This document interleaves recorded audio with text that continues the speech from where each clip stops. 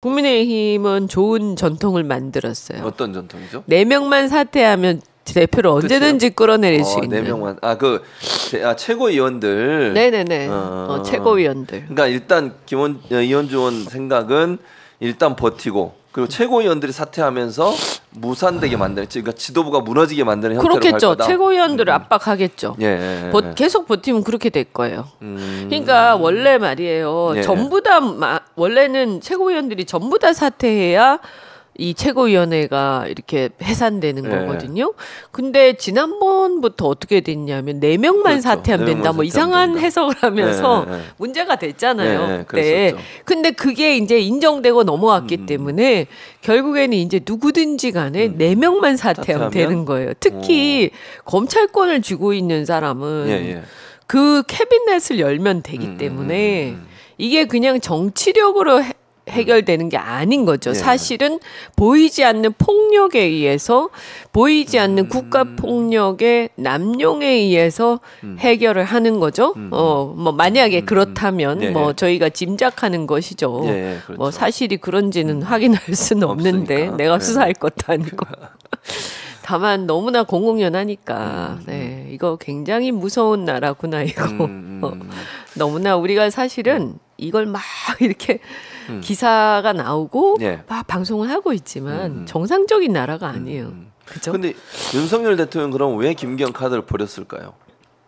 이제 이걸로 안 되겠다. 이렇게 그냥 윤석열 대통령이 버렸다기보다는 제가 생각할 때는 보수의 주류들이 버린 거죠. 그러니까 예를 들면 뭐 조중동을 비롯한 보수 언론, 그 다음에 이제 대구 TK 지역의 어떤 주류들, 그 다음에 그러니까 국민의힘의 원로들 등등등등이 자 이번에 총선에서 지면, 그러면 탄핵이다.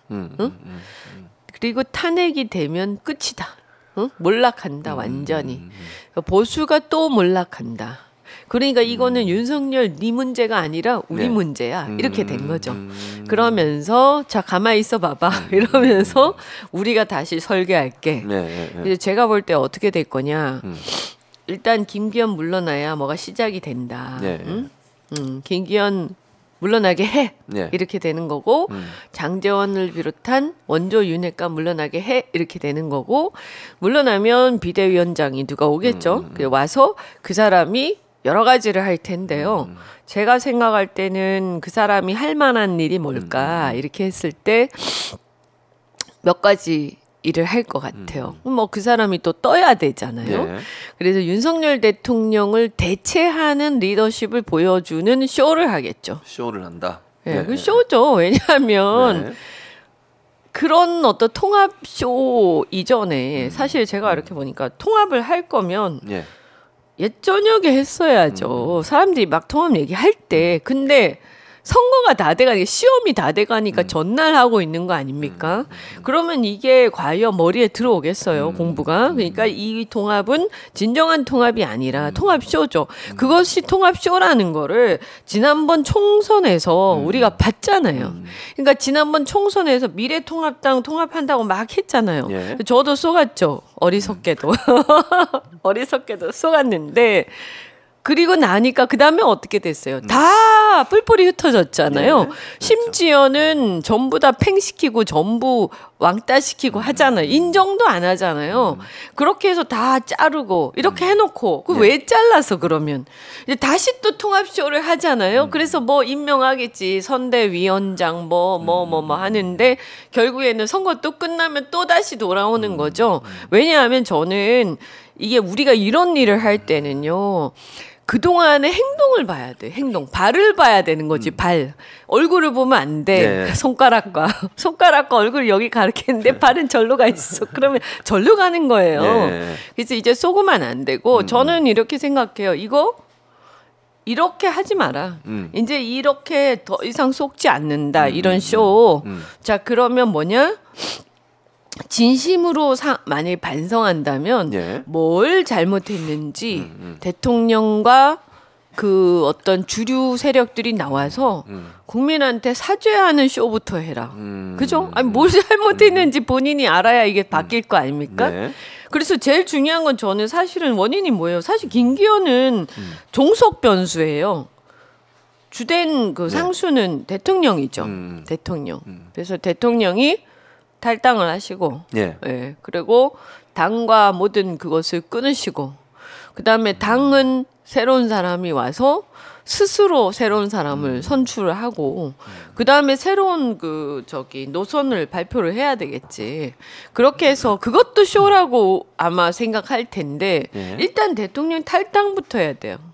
그걸 안 하고는 힘들 거고요. 그래서 김건희 특검을 받으면서 대통령이 탈당을 하셔야 돼요. 네. 그렇게 하면 뭐 조금 속는 사람들이 있겠죠. 근데 그것도 안 하면서 속으라고 하는 건 너무 심한 거죠, 이거는. 근데 김건희 특검을 그럼 윤석열 대통령이 받을까요? 저는 안 받을 거라고 생각했는데 지금 진행되는 걸 보면 받을 수도 있겠네. 아니면 검찰이 갑자기 압수수색을 한다든가 해서 이렇게 먼저 치고 나가겠죠, 수사를. 그러니까 뭐냐 하면 제가 이렇게 이 사설 같은 걸 보니까 김건희 여사는 버린 것 같아요. 그러니까 윤 대통령이 버렸는지는 잘 모르겠어요. 근데 보수의 주류에서는 버린 것 같아요. 네, 사설과 이 기조를 보면. 그래서 버린 것 같고, 이것이 이제 특검에서 대통령이 버틸지 아니면 대통령이 그 주류들의 어떤 그 방향에 따라서 움직여 줄지는 그 좀 남아 있죠. 예. 근데 대통령이 만약에 버티면 또 싸우겠죠.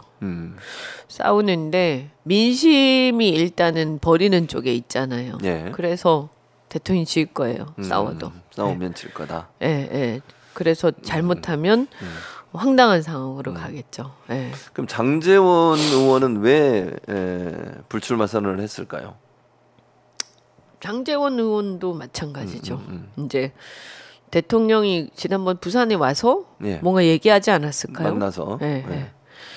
그래서 뭐 캐비넷 열었을 수도 있고 또 다른 대가를 제시했을 수도 있고, 이건 뭐 제 추측입니다만. 예.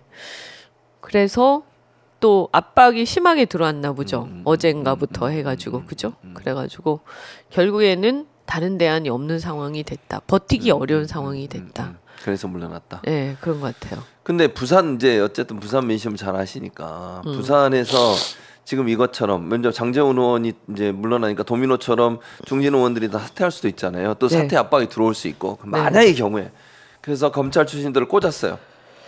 승리할 수 있을까요, 총선에서? 그런 사람들로? 그것만으로는 승리할 수 없죠. 예. 근데 저는 아까 말씀드렸죠. 쇼를 할 거다. 쇼를 할 거다. 두 가지가 있는데 김건희 수사 내지는 특검 쇼.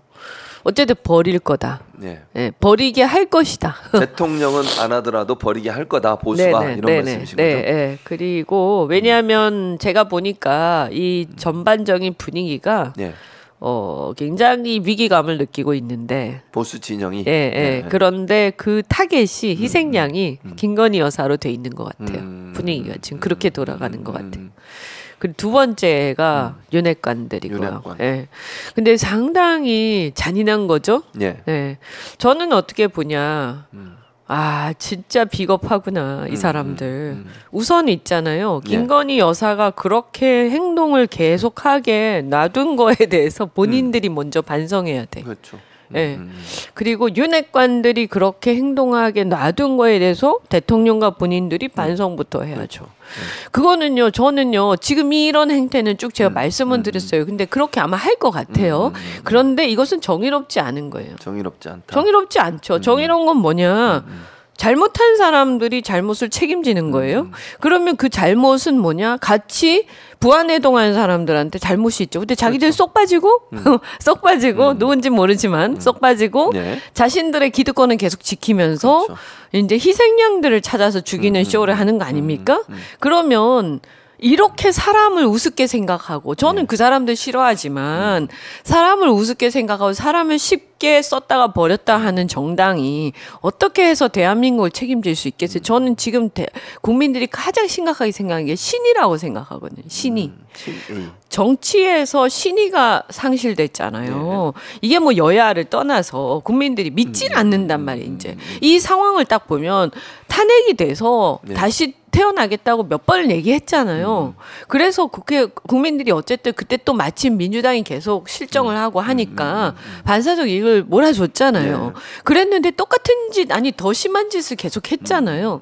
그랬는데 세상에 몇 년 동안 계속 그러다가 이제 와서 바꾸는 척하면서 그것도 본질인 대통령 자체는 건드리지 않고 주변부를 희생시키면서 국민들을 현혹시키는 거죠. 이건 정의롭지 않아요. 이렇게 하면 안 돼요. 이건 제가 누구 편을 드는 게 아니라 이러면 안 된다. 그리고 이제는 국민들이 그걸 알아요. 그래서 아마 신문이 날 거예요.